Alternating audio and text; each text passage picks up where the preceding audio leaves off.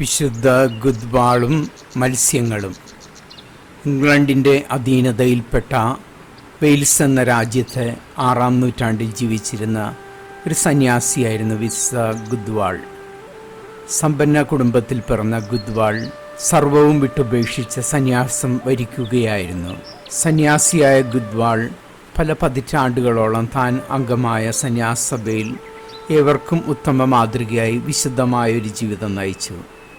എന്നാൽ വാർദ്ധക്യത്തിലേക്ക് പ്രവേശിച്ച വേളയിൽ പുണ്യപരിപൂർണമായ ഒരു ജീവിതം ലക്ഷ്യമാക്കി മറ്റൊരു സന്യാസിക്കൊപ്പം അദ്ദേഹം ആശ്രമം വിട്ട് പുറത്തു കടക്കുകയും പ്രാർത്ഥനാ ജീവിതത്തിന് അനുകൂലമായ ഏകാന്തമായ ഒരു സ്ഥലം തേടി യാത്ര പുറപ്പെടുകയും ചെയ്തു. ഏതാനും ദിവസങ്ങളോളം നീണ്ട അലഞ്ഞു തിരിച്ചിലിന് ശേഷം ഗുദ്വാളും ശിഷ്യനും കടലിനോട് ചേർന്നുള്ള വിജനമായ ഒരു കുന്നിലെത്തിച്ചേർന്നു. തീർത്തും വന്യമായി കാണപ്പെട്ട ആ സ്ഥലം തന്നെയാവും പ്രാർത്ഥനാ ജീവിതത്തിന് ഏറ്റവും അനുയോജ്യമായതെന്ന് ബോധ്യപ്പെട്ട ഗുദ്വാൾ ഒടുവിൽ കുന്നിൻ്റെ ചരിവിൽ കടലിനോട് ചേർന്ന് കാണപ്പെട്ട ഒരു ഗുഹയിൽ തൻ്റെ ശിഷ്യനൊപ്പം താമസം ആരംഭിച്ചു.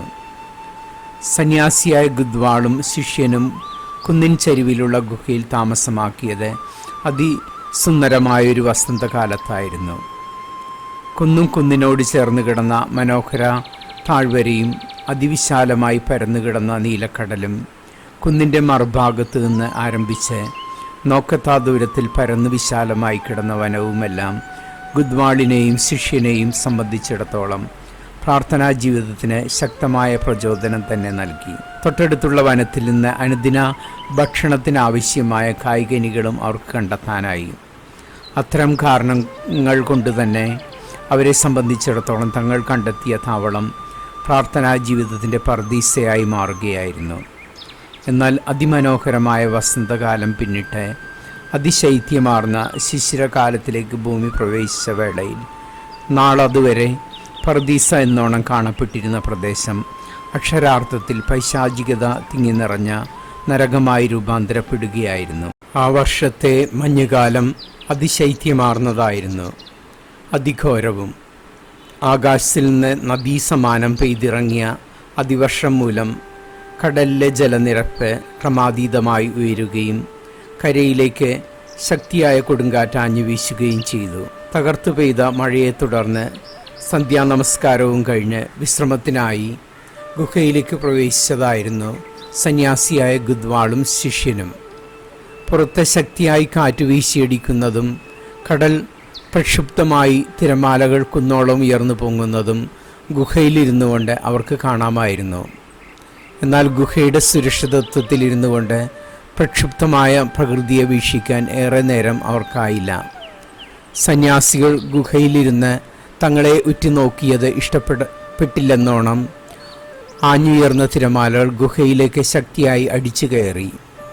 ഇനിയും തങ്ങൾ ഗുഹയിൽ തുടർന്നാൽ ജീവൻ തന്നെ അപകടത്തിലാവുമെന്ന് ഭയന്ന സന്യാസികൾ ഒരുവിധം ഇഴഞ്ഞു വലിഞ്ഞ് കുന്നിന് മുകളിലെത്തിച്ചേർന്നു. എന്നാൽ ഗുഹയിൽ നിന്ന് രക്ഷപ്പെട്ട് കുന്നിന് മുകളിലേക്ക് കയറിയ അവരെ വെറുതെ വിടാൻ പ്രകൃതിയും ഒരുക്കമായിരുന്നില്ല. കനത്ത മഴയ്ക്കൊപ്പം അതിശൈത്യമാർന്ന മഞ്ഞും കന്മഴയും പെയ്യാൻ തുടങ്ങി. മഴയിലും മഞ്ഞിലും മുങ്ങിക്കുളിച്ചും കന്മഴയുടെ പ്രഖരമേറ്റ് വേദനിച്ചും തണുത്തു വിറങ്ങലിച്ച് കുന്നിലിരുന്ന സന്യാസിമാരെ സംബന്ധിച്ചിടത്തോളം തങ്ങളുടെ അന്ത്യം അകലെയല്ല എന്ന ശക്തമായ തോന്നൽ തന്നെയുണ്ടായി. അത്ര ശൈത്യമാർന്ന മഞ്ഞിലും മഴയിലും കുളിച്ച് ഏതാനും നാഴികകൾ തങ്ങൾ കുന്നിൽ ചെലവഴിക്കുകയാണെങ്കിൽ തണുത്ത് മരവിച്ച് മരിച്ചു വീഴും എന്നവർക്കുറപ്പായിരുന്നു. ഇനി കനത്ത മഞ്ഞിൽ നിന്നും മഴയിൽ നിന്നും രക്ഷ നേടാനായി കുന്നിൻ ചെരുവിലുള്ള ഗുഹയിലേക്ക് പ്രവേശിച്ചാൽ ആഞ്ഞടിച്ചിരുന്ന തിരമാലകൾ തങ്ങളെ കടലിലേക്ക് വലിച്ചിഴയ്ക്കുമെന്നും കടലിൽ മുങ്ങിമരിക്കേണ്ടതായി വരുമെന്നും അവർക്കറിയാമായിരുന്നു. അത്തരമൊരു സാഹചര്യത്തിൽ മറ്റൊരു മാർഗവും മുന്നിൽ കാണായികയാൽ അവർ ദൈവത്തെ സഹായത്തിനായി വിളിച്ച് ഉച്ചത്തിൽ കരയാൻ തുടങ്ങി. വിശുദ്ധരായ സന്യാസികളുടെ നിലവിളി അങ്ങകലെ സ്വർഗത്തിൽ ദൈവം കേൾക്കുക തന്നെ ചെയ്തു. എന്നാൽ അതിൻ്റെ പ്രതിധ്വനി ഉയർന്നതാവട്ടെ നേരം അതുവരെ പ്രക്ഷുബ്ധമായിരുന്ന കടലിലായിരുന്നു. ആർത്തലയ്ക്കുന്ന കടലിൻ്റെ അലകളിൽ നീന്തിത്തുടിച്ചിരുന്ന നീല നിറമാർന്ന ഒരു ചെറുമത്സ്യം അങ്ങകലെയുള്ള കുന്നിൻ മുകളിലിരുന്ന് ദൈവത്തെ വിളിച്ച് കരഞ്ഞപേക്ഷിക്കുന്ന സന്യാസികളുടെ നിലവിളി കേട്ടു. മേൽപ്പറഞ്ഞ മത്സ്യമായിരുന്നു കടലിലെ ചെറുമത്സ്യങ്ങളുടെ രാജാവ്. സന്യാസികളുടെ നിലവിളി ശ്രവിച്ച നീലമത്സ്യം ഉടൻ തന്നെ തൻ്റെ പ്രജകളായ മത്സ്യങ്ങളെയെല്ലാം വിളിച്ചുകൂട്ടി കുന്നിന് മുകളിലിരുന്ന് ദൈവത്തെ വിളിച്ചു കരയുന്ന സന്യാസികളെ സഹായിക്കുന്നതിനുള്ള മാർഗം ആരാഞ്ഞു.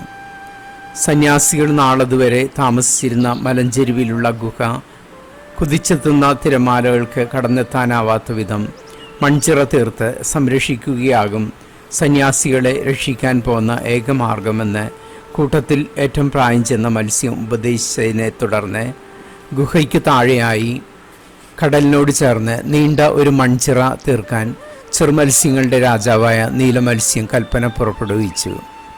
കൽപ്പന ശ്രവിച്ച ചെറുമത്സ്യങ്ങൾ തങ്ങളുടെ രാജാവായ നീലമത്സ്യത്തിനൊപ്പം കടലിൽ മുങ്ങി വായ് നിറയെ മണ്ണ് ശേഖരിച്ച് തീരത്തേക്ക് നീന്തിയെടുത്ത് തീരത്ത് മണ്ണ് നിക്ഷേപിക്കുകയും വീണ്ടും മണ്ണ് ശേഖരിക്കാനായി കടലിലേക്ക് ഊളിയിടുകയും ചെയ്തു. മത്സ്യങ്ങളുടെ കഠിന പരിശ്രമം ഫലം കണ്ടു. ഒട്ടും തന്നെ താമസിയാതെ കുന്നിന് താഴെ മലഞ്ചെരുവിൽ കടലിനോട് ചേർന്ന് ശക്തമായ ഒരു മൺചിറ തീർക്കപ്പെട്ടു.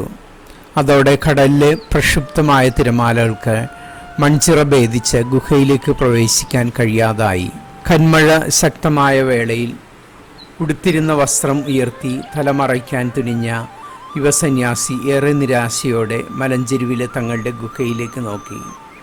ഗുഹയ്ക്ക് താഴെയായി കടലിനോട് ചേർന്ന് കൽഭിത്തി പോലെ ഉയർന്നു നിന്ന മൺചിറ കണ്ട വേളയിൽ സന്യാസിക്ക് അത്ഭുതമടക്കാനായില്ല. തുടർന്ന് തൻ്റെ ഗുരുവായ വൃദ്ധനായ ഗുദ്വാളിനെ നോക്കി അയാൾ ഉച്ചത്തിൽ വിളിച്ചു പറഞ്ഞു, ഗുരു, എഴുന്നേൽക്ക്. ദൈവം നമ്മുടെ പ്രാർത്ഥന കേട്ടു. കുന്നിനു മേലെ കനത്ത മഞ്ഞിലും മഴയിലും പെട്ട് നമ്മൾ മൃഗങ്ങളെപ്പോലെ ചത്തടിയാതിരിക്കുന്നതിനായി അവിടുന്ന് സ്വർഗത്തിൽ നിന്ന് തൻ്റെ മാലാഖമാരെ അയച്ച് ഗുഹയ്ക്ക് താഴെ കടലിനോട് ചേർത്ത് കനത്ത മൺചിറ തീർത്തു. ദൈവത്തിന് മനസ്സ് നിറയെ നന്ദി അർപ്പിച്ച് യുവസന്യാസിക്കൊപ്പം ഗുഹയിലേക്ക് കയറുന്നതിനിടയിൽ വൃദ്ധനായ ഗുദ്വാൾ പ്രക്ഷുബ്ധമായ കടലിലേക്ക് നോക്കി. അങ്ങകലെ കടലിൽ ഉയർന്നു പൊങ്ങിയിരുന്ന തിരമാലകളിലൊന്നിൽ നിന്ന് അതിവിചിത്ര രൂപമാർന്ന ഒരു മത്സ്യം കരയിലേക്ക് നോക്കുന്നതായി ഗുദ്വാൾ കണ്ടു. നീലനിറമാർന്ന മത്സ്യം. അത് കേവലം ഒരു തോന്നൽ മാത്രമായിരിക്കാമെന്ന് ഗുദ്വാൾ കരുതി.